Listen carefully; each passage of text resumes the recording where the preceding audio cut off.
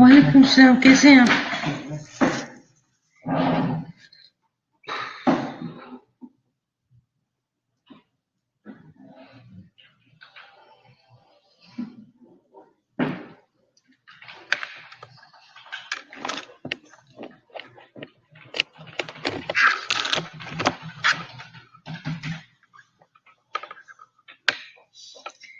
Alright, good morning student. किधर हैं आप लोग? बेटा जेनिफर कॉल आदर्श, सारों को बुलाओ।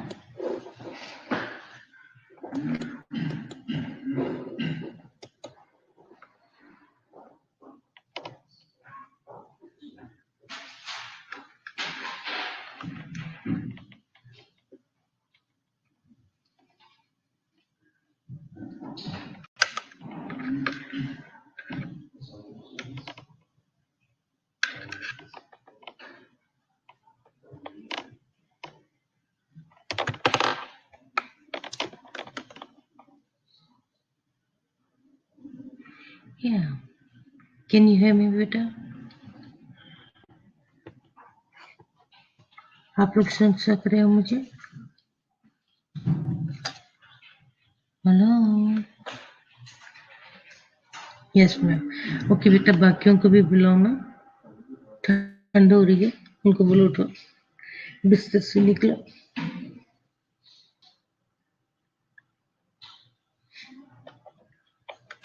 लो, ये एक तो इसकी तारें भी ना सर्दी से अकड़ी हुई हैं।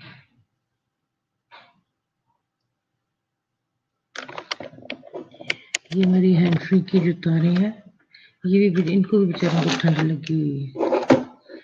चलो आ जाओ, गुड मॉर्निंग बेबीज, आ जाओ।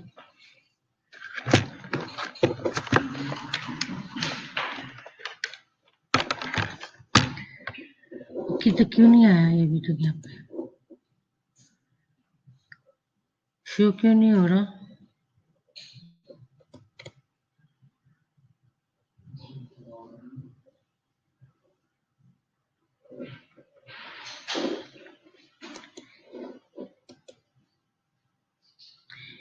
ये तो शो नहीं हो रहा।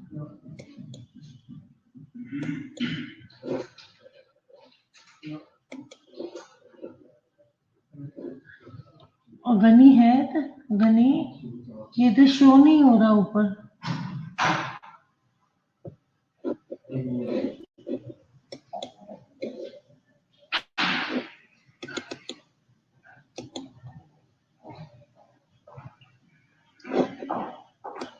ये देखो इधर आ गया है, हाँ स्टार्ट में चला गया था। ये यहाँ मैंने स्टार्ट किया था ना, ये देखो ये फेड हो गया है। प्रीलोड करूं उसको कैसे? बंद करके?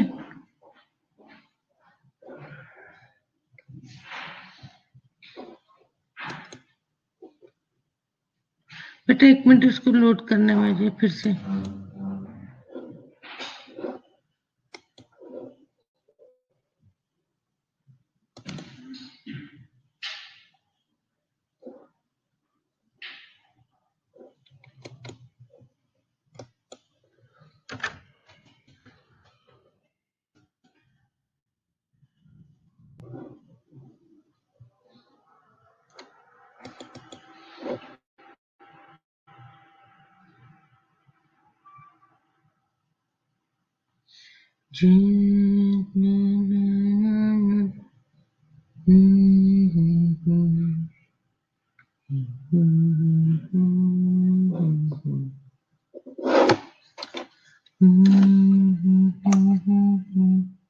Today is 21st.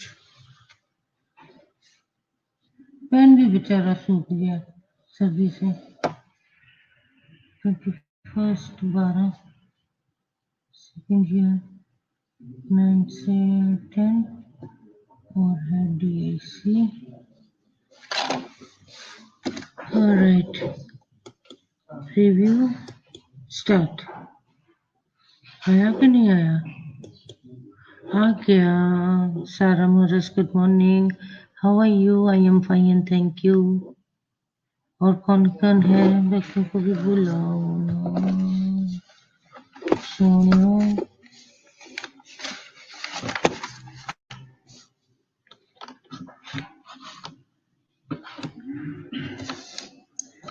21st। God bless you। नहीं, God bless me। YouTube। Ouch, बल पड़ गया। 21st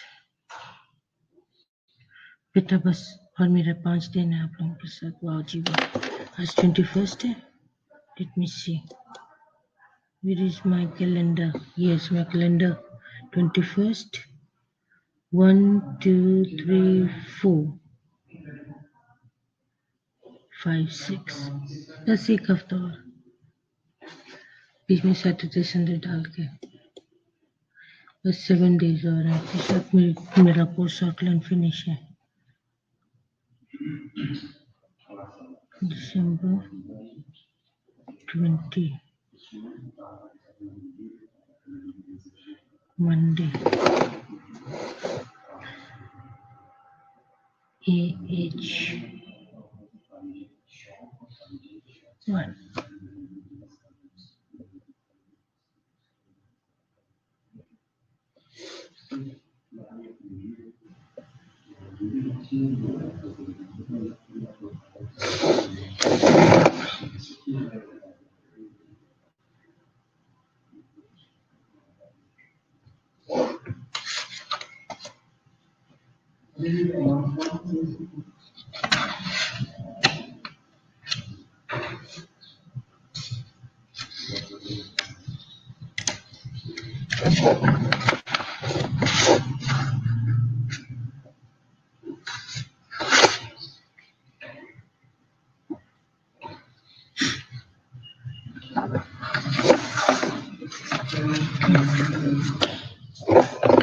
टुडेज टॉपिक हमने लिम्फोमा पढ़ लिया था, सो हम इस पे टाइम वेस्ट नहीं करेंगे। Let me go through this. ये हमने पढ़ लिया था क्या? लिम्फोमास, हॉटकिंस लिम्फोमास नहीं पढ़ा ना?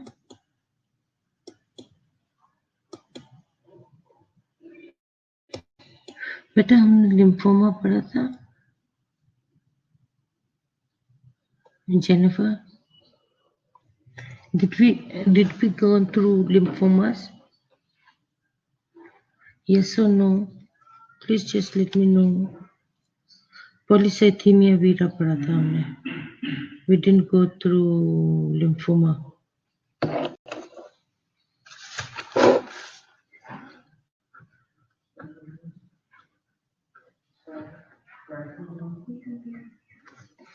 ठीक हो गया ना? हमने खांसा इज यस मैम हमने पढ़ा था। Did we finish with this lymphomas? Yes ma'am, no lymphoma. No lymphoma means नहीं पढ़ा. Okay, then we'll go through lymphomas. Lymphoma क्या है? Heterogeneous group of lymphoproliferative malignancies. ठीक है, इसके रिजल्ट फ्रॉम होता है, it is result from chronical expansion of tumour cells drive from B T और एन के सेल्स. ठीक है, ये मेलिग्नेंसीज की ही एक टाइप है, और उसमें ये जो है ना लाइन में निकलते हैं सारे लिम्फ, ये लिम्फ नोड्स होते हैं जो कि लाइन में ऐसे सीक्वेंस में निकले होते हैं. 85% to 90% in US are derived from B cells. So वहाँ की रिसर्च हुई थी तो उन्होंने उसके मुताबिक लिखा था. पाकिस्तान का रिसर्च का हमें नहीं मालूम. वेरिएबल क्लिनिकल प्रेजेंटेशंस क्या होंगी? It is range from asymptomatic pick up from on routine blood work to painless adenopathy to an emergent medical problems में. पहले तो उनका पता ही नहीं लगता कि वो बिल्कुल एसिम्प्टोमेटिक होते हैं, लेकिन आहिस्ता आहिस्ता वो एक तो वो पेनलेस होते हैं, लेकिन फिर आहिस्ता आहिस्ता उसकी इमरजेंसी बढ़ जाती है. So pain, failure to thrive, organ failures, ये उसकी वजह से ये मेडिकल प्रॉब्लम्स बन जाती हैं. उसकी पेन बढ़ जाती है, पेन टू थ्रिव है, फेलियर टू थ्रिव है, ऑर्गन फेलियर्स है. These are characterized by variables, natural histories and therapeutic responses. अब ये मुख्तलिफ किस्म की उनकी हिस्ट्रीज हैं पेशेंट की. अगर आप हिस्ट्री लेने लगो और उनके रिस्पॉन्स भी क्या कहते हैं, थेराप्यूटिक रिस्पॉन्सेज हैं उसके. Now this is Hodgkin disease. ठीक है, this is also a kind of lymph, but this is known as Hodgkin's disease. Now clinical feature में often seen in young adults में नजर आता है. Wide variety of presentation है इसकी. किसी के lymph ऐसे होते हैं, किसी के lymph sequence में नजर आ रहे होते हैं. For whatsoever. ठीक है, 20 सिम्टम्स जो हैं उसके अंदर, जो कि हमने अभी देखा था अमेरिका में बहुत ज्यादा है, तो इसके सिम्टम्स हैं फीवर है, नाइट स्वेट है, वेट लॉस है, प्यूराइटिस है. ठीक है, कफ है, शॉर्टनेस ऑफ ब्रेथ है, पेन है, कभी कभी पेनलेस है, पता ही नहीं, हाथ लगाओ तो दर्द नहीं होता. That's painless adenopathy. ये नॉन हॉटकिन लिम्फ्स में क्या होगा? वो हॉटकिंस था, ये नॉन हॉटकिंस लिम्फोमास में है कि ये भी मेलिग्नेंट लिम्फोमास में से आता है, और दे आर मेनी डिफरेंट सब टाइप्स. ठीक है, every few years the classification is upgraded. हर थोड़े कुछ सालों के बाद इसकी क्लासिफिकेशन को ये लोग अपडेट कर देते हैं. आज जो today's morphology, immuno phenotype, molecular, cytogenetic and other techniques are used for diagnosis. ये उन्होंने सारे तरीके बताए हैं कि इनकी वजह से, इन तरीकों से अब इसको डायग्नोज किया जाता है. ट्रीटमेंट जो है वो डिपेंड करता है on the aggressiveness of the disease, कितनी बदतमीजी से ये बढ़ रहा है. ठीक है. सो ये है इंडोलेंट, एग्रेसिव और वेरी एग्रेसिव. या तो नहीं है, या तो फिर है तो फिर बहुत ज्यादा है. ठीक हो गया. इंडोलेंट जो है, these lymphomas grow slowly. The majority of non-Hodgkin lymphomas are considered in indolent. ठीक है, जो तो ये नॉन है, ठीक है। नॉन हॉटकिंस जो है ये कंसीडर किए जाते हैं कि they are generally considered incurable and chemotherapy and और radiation therapy से ये थोड़ा सा बचत हो जाती है। एग्रेसिव में लिम्फोमास और रैपिड ग्रोथ पैटर्न है, ठीक है। एग्रेसिव में इनको बेसब्री से बढ़ते चले जाते हैं। This is the second and the most form of non-Hodgkin lymphomas and are curable with chemotherapy से ये curable है, ठीक है। और वेरी एग्रेसिव में क्या होगा? वेरी एग्रेसिव में दिस ग्रो वेरी, अब ये वो तो बदतमीजी से बढ़ता है, ये वेरी वेरी बदतमीजी से बढ़ना शुरू हो जाता है। They account for a small proportion of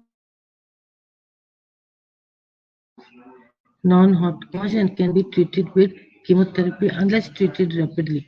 These lymphomas can be life-threatening.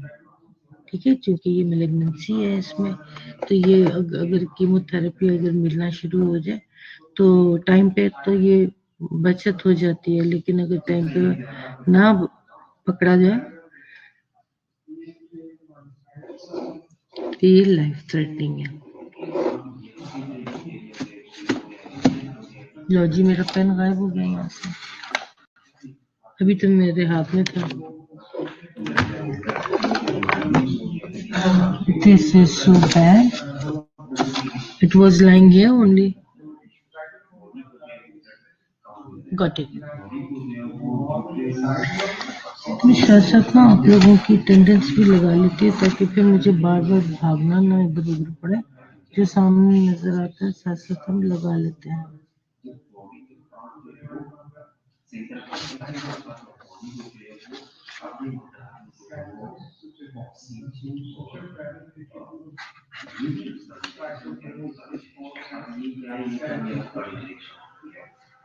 खांसा कैसी है तू? खांस तो नहीं रही? Okay. Now, immune and thrombocytopenic purpura and DIC. The next topic. ये आपने ये देख लिया ना है जो है क्या कहते हैं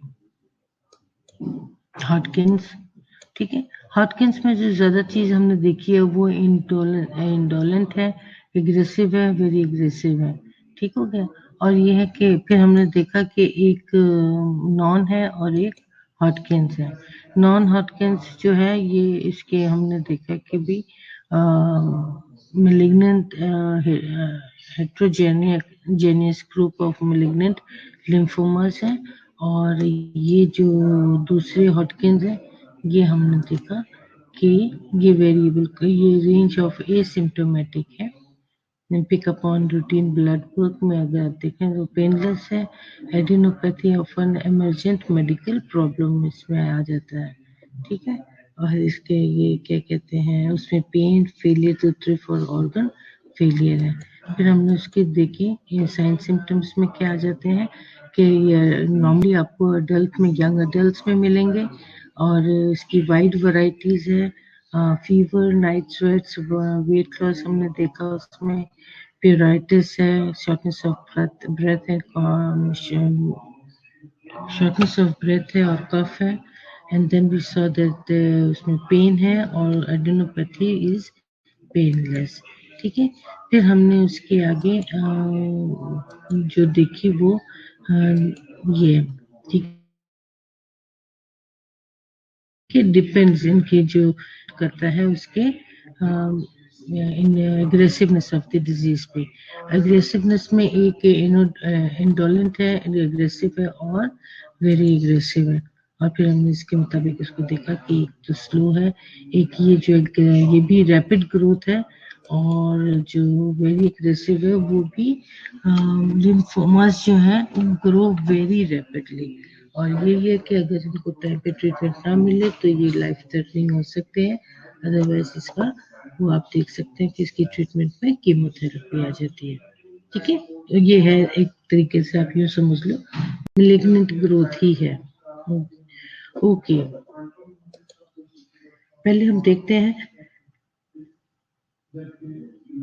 थ्रोम्बोटिक, थ्रोम्बोसाइटोपेनिक परप्यूरा। ठीक है, ये जो है ये भी ब्लड डिसऑर्डर्स है। ठीक है, और क्या है, it's a rare disorder of the blood coagulation system. ठीक है, अब ये जो हम पढ़ रहे हैं ये कोएगुलेशन का डिसफंक्शन हो गया है थोड़ा सा।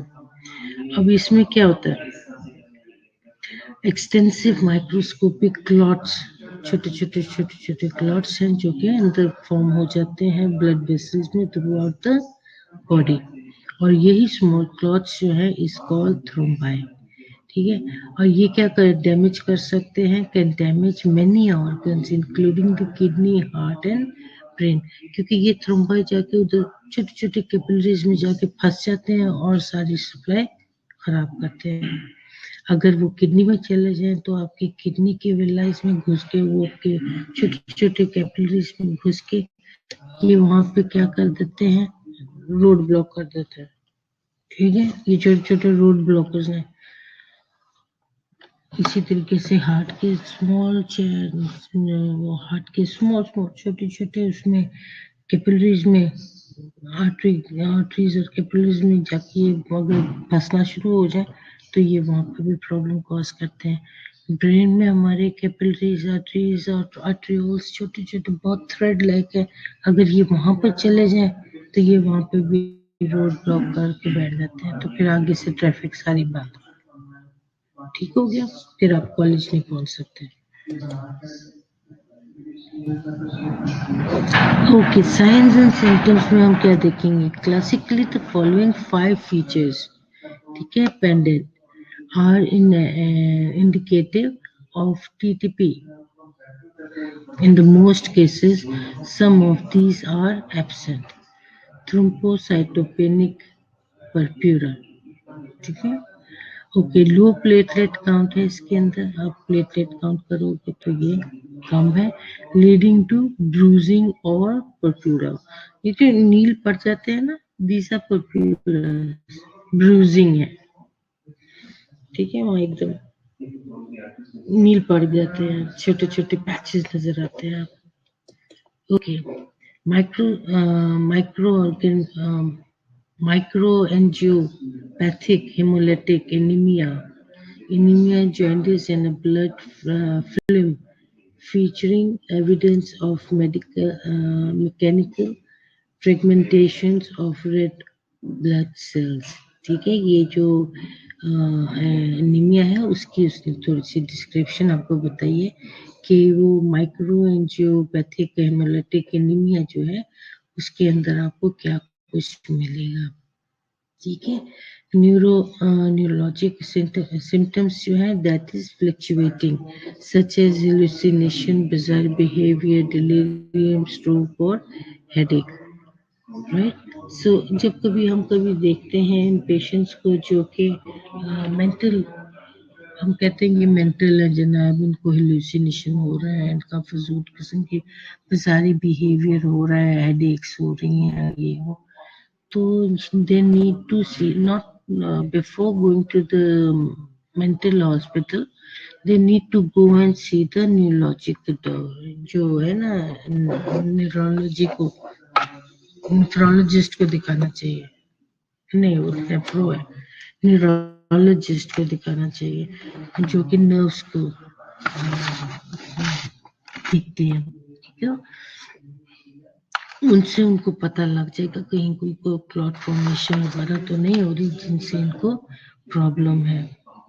ठीक है, सो ये बहुत ज़रूरी होता है कि हम लोग डॉक्टर्स जो है ना गलत चूज कर लेते हैं, तो वो उसमें क्या हो जाता है कि ट्रीटमेंट जो है वो गड़बड़ हो जाती है। ठीक है, need to see the exact doctor, पहले आप न्यूरोलॉजिस्ट को दिखा लो, उनको दिखाओ कि भाई ये इसकी ऐसे मूड चेंज हो रहे हैं। ठीक है, बाज औकात ये एकदम परेशान हो जाता है, उसको हेलुसिनेशन होनी चाहिए। हेलुसिनेशन क्या होती है, तो फॉल्स बिलीफ होती है कि भाई कोई आ रहा है, कोई जा रहा है, मुझे आवाजें आ रही हैं। ठीक है, so they need to see a neurologist कि उसकी वजह से then they can it can be kidney failure भी हो सकता है, and then there is fever. Now, disseminated intravascular coagulation is DIC. Okay, it is also known as DIC. Now, disseminated intravascular coagulation जो है an acquired syndrome है characterized by systemic intravascular coagulation, right? अब coagulation जो है is always the initial event. ठीक है, sir हमेशा ये इनिशियल इवेंट है. Most morbidity and mortality depends upon on the extent on intravascular thrombosis पे. इंट्रावास्कुलर आपके वेसल्स के अंदर जो थ्रोम्बोस बन रहा है वो ज्यादातर उस पर डिपेंड करता है और मॉर्बिडिटी और मोर्टेलिटी जो है वो इन्हीं पे डिपेंड करता है. मल्टीपल कॉजेज हो सकते हैं इसके, कोई एक वजह नहीं हो सकती डीआईसी की. सो हम देखते हैं कि पैथोफिजियोलॉजी ऑफ क्या है इसकी. Blood activation of blood coagulation, then suppression of physiologic anticoagulant pathway में आ जाता है. Impaired fibrosis है and कीटोकाइनेसिस है. अब ये जब आप पैथोफिजियोलॉजी पढ़ते हो उस पैथोफिजियोलॉजी में आपको ये सारी सीक्वेंस में पता लग जाएगा कि उसकी पैथो क्या कहती है. ठीक है, आप लोगों को पैथो कौन पढ़ा रहा है? Maria, who is teaching you all pathophysiology?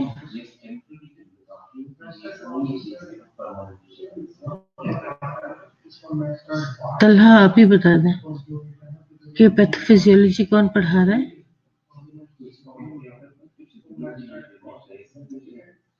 एक मैं आवाज नहीं सुन सकती ना आप लोगों की. वो उधर लगा हुआ उसका पता नहीं. सर मेहदी पढ़ा रहे हैं. गुड. सो बेटा आप सर मेहदी से कहना कि आपको ये उसकी पैथो जरूर बताएं. ठीक है, एक्टिवेशन ऑफ ब्लड कोएगुलेशन की डीआईसी की, या आप लोगों ने हो सकता है पढ़ भी लियो. ठीक है, सो आप ठीक है ना, मुझे पता लग गया सर मेहदी पढ़ा रहे हैं. सो आप लोग सर मेहदी से कहना कि वो आप लोगों को ये डीआईसी की पैथो जरूर पढ़ाए, क्योंकि ये हमारे पास कंटिन्यूएशन है मैं इस वक्त सब्जेक्ट के, राइट. तो फिर उसके साथ कोई आपका कोरिलेट हो जाएगा तो आपके नॉलेज में आप और एनहांस हो जाएगी. अब आप उसको डायग्नोस कैसे करोगे? Presence of disease associated with जो है डीआईसी. जो भी डिजीज है वो डीआईसी के साथ एसोसिएटेड है, वो क्या एप्रोप्रिएट क्लिनिकल सेटिंग चाहिए आपको कि ताकि आप उसकी उस सेटिंग में देख सकें. ठीक है, क्लिनिकल एविडेंस होता है ऑफ थ्रोम्बोसिस, हेमरेज और बोथ.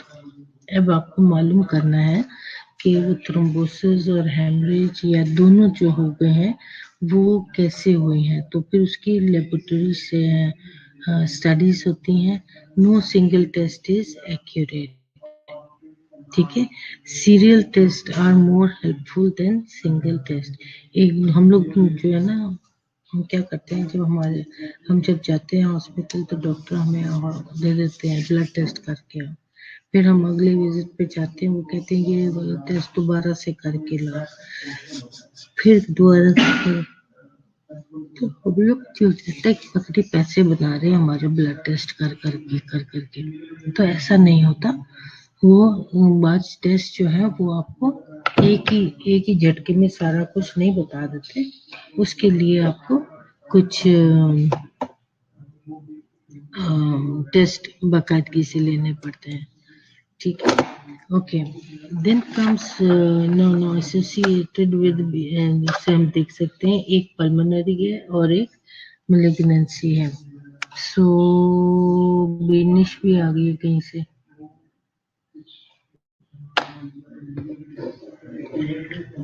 ऑलराइट, अब मैलिग्नेंसी में हम देखते हैं देयर इज ल्यूकीमिया. ठीक है, दिस इज ब्लड कैंसर, आप समझ लें. एक मेटास्टेटिक डिजीज है. कार्डियोवास्कुलर में हम देखेंगे पोस्ट कार्डियक अरेस्ट में हो सकता है, एक्यूट एमआई में हो सकता है और प्रोस्थेटिक डिवाइसेस में हो सकता है। ये क्या है? Disseminated intravascular coagulation. ठीक है, इसमें कुछ आपको जब हार्ट मसाज वगैरह दिया जा रहा है कार्डियक अरेस्ट में, तो उसमें क्या होता है कि ये क्लॉट्स जो हैं ये आपके सर्कुलेशन में आ जाते हैं। प्रोस्थेटिक डिवाइसेस लगाए जाते हैं तो उसमें भी कुछ प्रॉब्लम्स आ जाती हैं। ठीक है, हाइपोथर्मिया हाइपरथर्मिया, उसमें भी अगर ब्लीडिंग डिसऑर्डर है तो ये थ्रोम्बस उसमें आपके वेसल्स में जरूर जाएंगे। पल्मोनरी में आप देख सकते हैं आरडीएस है और पल्मोनरी, ठीक है, पल्मोनरी एम्बोलिज्म्स है। ठीक है, आपके लंग्स के अंदर सर्कुलेशन में आ गया। सिवियर एसिडोसिस है, सिवियर एनॉक्सिया है, कॉलेजियन वेस्कुलर डिजीज है, एनाफ्लेक्सिस है। ये वो सारी डिजीज हैं जो कि आपके पल्मोनरी में आ रहे हैं और ये कॉज का एसोसिएटेड है। ठीक है, इनकी वजह से डीआईसी भी हो सकता है। ये है उसकी क्लिनिकल मैनिफेस्टेशंस। अगर सर्कुलेशन ने रास्ता रोक दिया, ट्रैफिक ने रास्ता रोक दिया है और सप्लाई आगे नहीं जा रही है, तो ये देखो गैंग्रीनियस हो जाते हैं। ठीक है, दिस इज परप्यूरिक। ये सारे पैचेस आपको ये नजर आ रहे हैं, these are all purplish patches. ठीक है, this is called disseminated।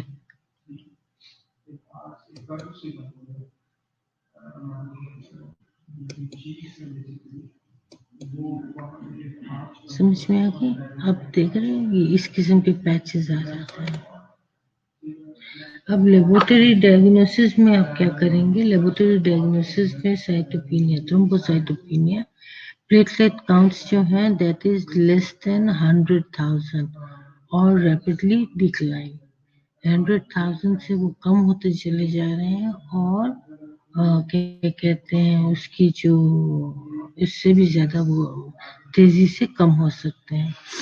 Then prolonged clotting time जो है, या फिर क्या होता है क्लॉटिंग टाइम बहुत ज्यादा हो जाता है। अब क्लॉट नहीं होगा ब्लड तो क्या होगा? बहता रहेगा। अगर थोड़ी सी भी कट लग जाए तो ब्लीडिंग विल नॉट स्टॉप। ठीक है, उसमें क्या होगा? Patient will keep on bleeding. आप उसको दबा के रखो तो ठीक है, वरना जैसे छोड़ोगे वो एकदम फिर से शुरू हो जाएगा। नॉर्मली क्या होता है, कहीं से ब्लड निकलता है, आप उसको दबाते हो तो वो क्लॉट हो जाता है, बंद हो जाता है। ठीक है, या फिर अगर थोड़ा सा बह जाए तो आगे से क्लॉट हो जाता है। क्लॉट होने से पीछे की ट्रैफिक रुक जाती है, ब्लीडिंग नहीं होती फिर। लेकिन यहाँ पर ऐसा होता ही नहीं है, यहाँ पे सैलाब आ जाता है। Then presence of fibrin degenerating degradation product or positive D dimer। अब ये positive D dimer क्या बोला है?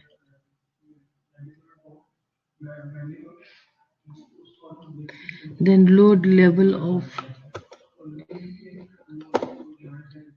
एक मिनट,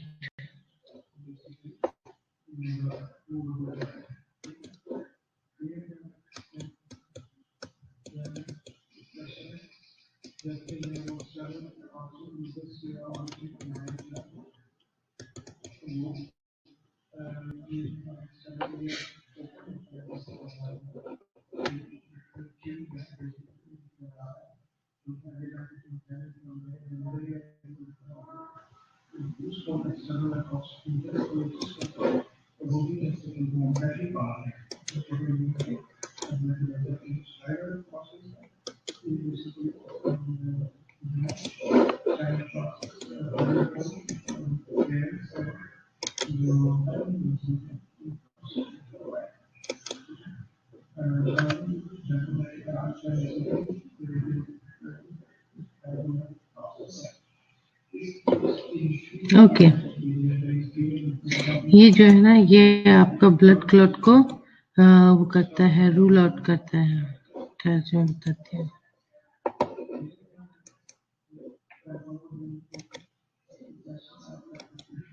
ओके, D-dimer जो है, this is a blood test to look for a substance called D-dimer. This test is used to rule out a blood clot. Is a protein fragment from a breakdown of a blood clot. Blood clots generally starts to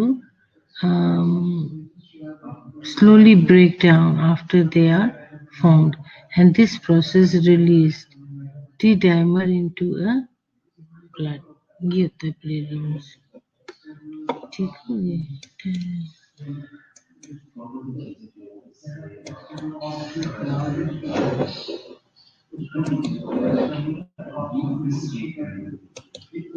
okay,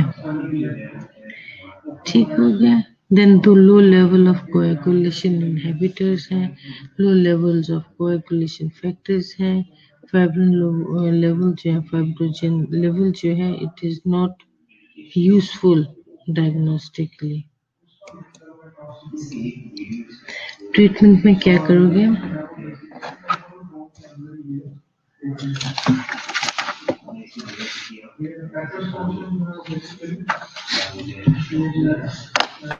stop the triggering process, ठीक है, जो भी इसकी triggering process है।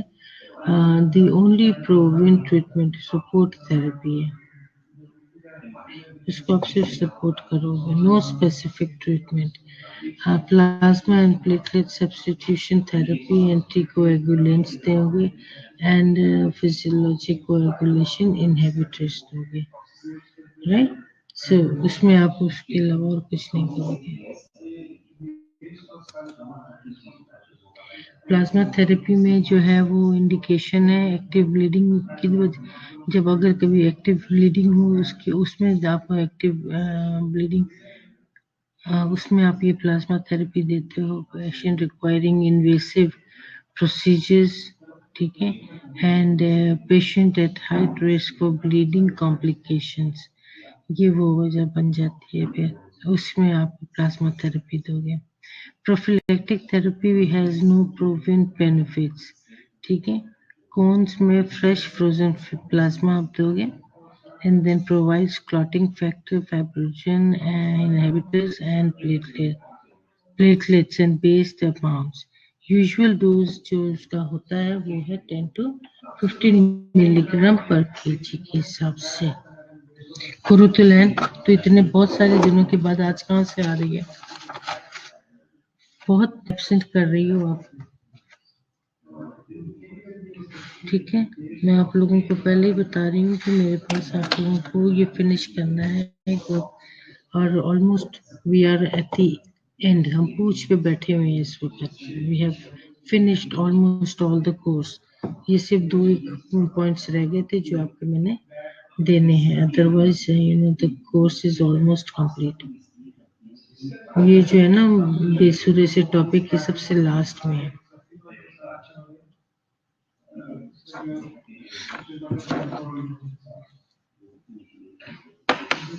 Okay, and then now again next is platelet therapy का indication है, आप कब दोगे? आप दोगे जब एक्टिव ब्लीडिंग है, requiring invasive procedures, high risk of bleeding and high risk bleeding complications है, ठीक है। अगर आप गौर से देखो तो इसकी भी और इसकी ऑलमोस्ट इंडिकेशंस प्लाज्मा थेरेपी की और प्लेटलेट थेरेपी की एक जैसी है। प्लेटलेट्स में अप्रोक्सीमेट डोज जो है 1 यूनिट पर केजी पर 10 kg है, राइट। सो ये इसकी इंडिकेशंस है कि प्लेटलेट थेरेपी आप उस वक्त दोगे। ब्लड की आप देखोगे तो replaced as needed to maintain adequate oxygen delivery. आपका एचपी वगैरह चेक करने पर वो आपको ब्लड को रिप्लेस तो करना ही है, ठीक है। अब blood loss due to bleeding है और या फिर आरबीसी की डिस्ट्रक्शन हो जाए, उसमें आपको ब्लड थेरेपी दी जाती है। Coagulation inhibitor therapy is anti thrombin 3, protein C concentrate, tissue factor, pathway inhibitor, and then there is heparin. तो लोग ज़्यादातर हेपरिन को ही प्रेफर करते हैं डॉक्टर्स, लेकिन अगर एडवांस में आप देख लो कि डॉक्टर कब कब ये वाली थेरेपी इसको दे रहे हैं, ठीक है। नर्सिंग मैनेजमेंट में आप क्या करोगे? दिस इज माय पार्ट, वो सारी पैथो वाला थी। Nursing management assess the patient at risk, patient को, ठीक है, megaloblastic anaemia for clinical manifestation. For example उसमें क्या, इंस्पेक्ट स्किन देखो, सिक्लीरा देखो, mucous membranes देखो for jaundice, note vertigo and premature graying। अब ये ना जो पेशेंट है उसकी आप ऑब्जर्वेशन करो, आपको कहीं अगर पैचेस वगैरह नजर आ रहे हैं उस मरीज पे, या उसके सिकलीरा पे आपको कुछ नजर ऐसे आ रहा है, या जॉइंटिस के तासरात नजर आ रहे हैं, गो सी द डॉक्टर, ठीक है। इन्फॉर्म द डॉक्टर, डॉक्टर को इन्फॉर्म भी कर सकते हैं। Then perform careful neurologic assessment को आपको देखो, जैसे उसका चलना, उसकी स्टेबिलिटी कैसी है, ठीक है, चलते चलते लड़खड़ा तो नहीं रहा। Then test position and vibration senses. Test position and vibration, हाथ पे कागज ऐसे हाथ सीधा करके उसके ऊपर कागज रखो और देखो कि उसके अंदर कितनी वाइब्रेशन आ रही है, ठीक है। हम इस तरीके से भी देखते हैं। Then assess for assistive devices में आप उसको पेशेंट, चूंकि उसकी चाल में लड़खड़ाहट है, गिर सकता है, तो आपको उसको सेफ्टी मेजर्स आप इस्तेमाल करोगे। उसको कहोगे कि वे वॉकर्स ले ले, केन्स ले ले सपोर्ट के लिए, ठीक है। किसी के साथ आप हाथ पकड़ के चल सकते हो। And daily living in home environment में वो ऐसे खुद से ना चले, हमेशा थोड़ा सा सहारा लेके चले, चाहे वो केन हो ना, छड़ी लेके चले या वॉकर लेके चले, तो कोई सपोर्टिव थेरेपी उसके पास होनी चाहिए। Ensure safety when position senses, उस वक्त जब उसको आपको लड़खड़ाहट नजर आ रही है, उस वक्त आपको सेंसेस में होना चाहिए कि उसको सेफ्टी मेजर्स देना है। Coordination and gait are affected, ठीक है, उसको नहीं पता कौन सा पाँव किधर रखना है, कैसे रखना है, सो उसको आपने उसकी हेल्प आउट करनी है। Refer physical and occupational therapy as needed, उसको पेशेंट को आप रेफर करोगे। And senses, if when sensation is altered, instruct patient to avoid excessive heat and cold। अब अगर सेंसेशन जो है उसकी पुअर हो गई है, उसको ठंडा गर्म का नहीं पता लग रहा, तो आपने क्या करना है, उसको क्या कहते हैं, ऐसी चीजों से दूर रखना है, जैसे छुरी हो गया, हीट हो गया, इन चीजों से आपने क्या करना है, उसको दूर रखना है, क्योंकि उसके सेंसेस नहीं काम कर रहे इतना। Advise patient to prepare bland soft diets and to eat small amount frequently। अब पेट भर के उसको खाना नहीं देना है, खाने के लिए उसको एक तो ब्लेंड डाइट देना है जिसमें नमक मिर्च थोड़ा सा कम है, ठीक है। फिर आपने सॉफ्ट डाइट देना है जिसको वो अच्छे तरीके से हजम कर सके, और आपने क्या करना है, थोड़ा थोड़ा करना, थोड़े अमाउंट में उसको देते रहना, ठीक है, बहुत ज्यादा नहीं देना। So this was all about DIC and क्या था, लिम्फोमास, ठीक है, हमने ये फिनिश कर दिया। अब नेक्स्ट हमारे पास क्या है, मैं आपको बता देती हूँ कि ये हमारा चैप्टर यूनिट 5 खत्म हुआ और हमारे पास यूनिट 6 शुरू होता है। यूनिट 6 में हमारे पास सिर्फ cellular adaptation apparent cell growth है, राइट, और या फिर types of surgery and hypersensitivity, HIV AIDS, finish. सिर्फ हमारे पास 2-3 टॉपिक्स रहते हैं, ठीक है, सिर्फ 2-3 टॉपिक्स रहते हैं। ये हमारा इस हफ्ते में फिनिश हो जाएगा। So you don't have to worry कि आपका कोर्स आउटलाइन कंप्लीट नहीं हुआ। So I am trying my level best to finish it and hopefully ये खत्म हो गया। इसके बाद बेटा आपकी हो जाती है रिविजन्स। कंटिन्यू अपने सब्जेक्ट्स को रिवाइज कर रहे रहो। यू गॉट द बुक, अपने बुक खोलो और बुक में से अच्छी तरीके से पढ़ते रहो, ठीक है। हाँ, कोर्स आउटलाइन अपने आगे रखो और कोर्स आउटलाइन के मुताबिक इसको पढ़ते रहो। गुड हो गया आपका। होपफुली आपकी HN2 भी फिनिश होने को आ रहा होगा। कहाँ तक पहुंचे अभी?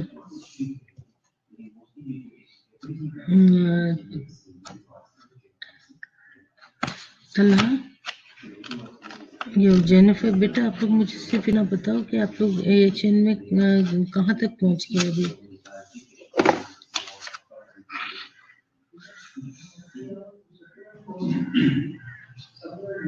हाँ, जेनेट नहीं आई, कार्डियोवैस्कुलर सिस्टम कर रहे हो। ओके, ठीक हो गया। बहरहाल मेरी तरफ से आप लोगों का ये ऑलमोस्ट मैं देखती हूँ कार्डियोवैस्कुलर का।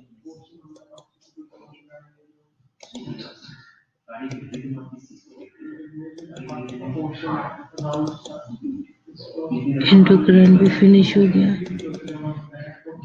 सीएनएस भी खत्म हो गया।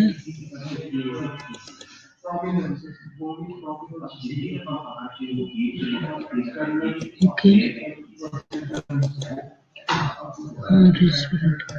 ओके, आप लोगों के पास भी दो सिर्फ रह गए हैं। आगे ENT वगैरह तो छोटे छोटे से जल्दी खत्म हो जाएंगे। ओके, आप लोगों का भी थोड़ा सा रहता है, ज्यादा नहीं है। कार्डिक यूनिट चल रहा है ये। हाँ, कार्डिक यूनिट के बाद रेस्पिरेटरी है और उसके बाद आपके पास ENT आ जाएगा। Okay, summer summer summer summer winter मेहिकुनिसा सेरामोरस हो गई।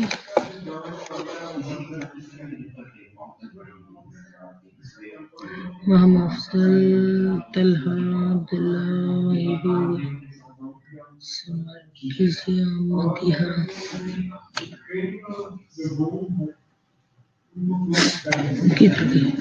रिदा, तनवीर बेगम, Narjis,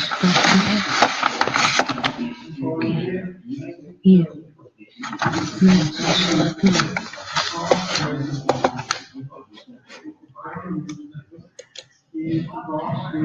don't forget me.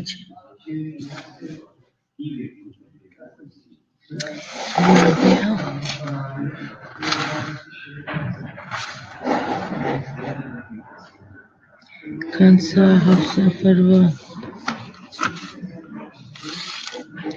Nimrat, Shaveed,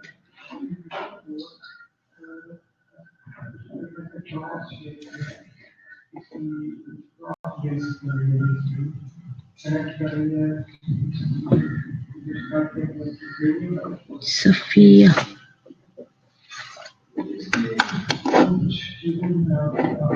ये लड़का लोग में सिर्फ आज जॉन भी नहीं आया हो, ये अपना फैसल भी नहीं आया। सनानास,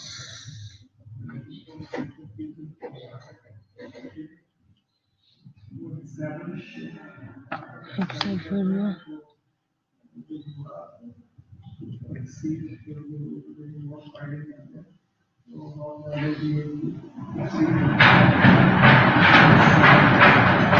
आप लोगों को ये थोड़ा सा ये जो है सेल का ये वो था ना, खुश्क सा सब्जेक्ट मुझे जरा नहीं अच्छा लगता।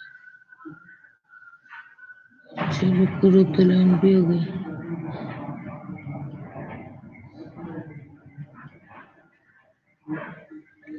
खानसा पीपी,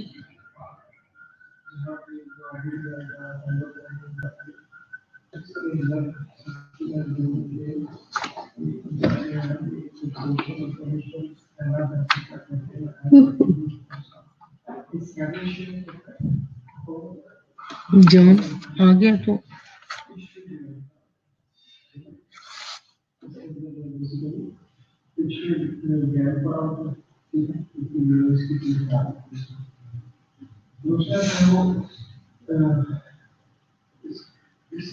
फैसल अपना अटेंडेंस लगाने सिर्फ आया अभी। पढ़े पढ़े ना पढ़े, हमने अटेंडेंस सिर्फ लगानी है।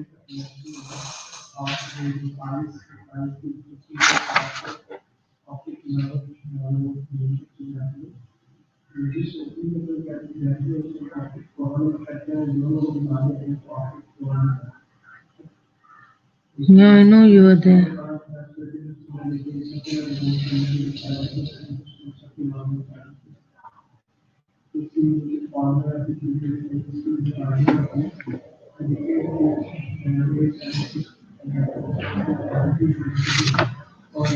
Two, 4, 6, 8, 10, 12, 14, 16, 18, 20, 22, 24। ओके बेटा, अभी आपकी क्लास दूसरी टीचर आने वाली है, so bye for now and bye bye and study hard बेटा। HN1 में आप लोगों ने HN1-2 में आप लोगों ने डिस्टिंक्शंस लेनी है और सारी एक्सपेक्टेशंस हैं आपके साथ, ठीक है? And be good, have a good day, bye bye. यहाँ बेटा आपका प्रेजेंट लगा दिया मैंने।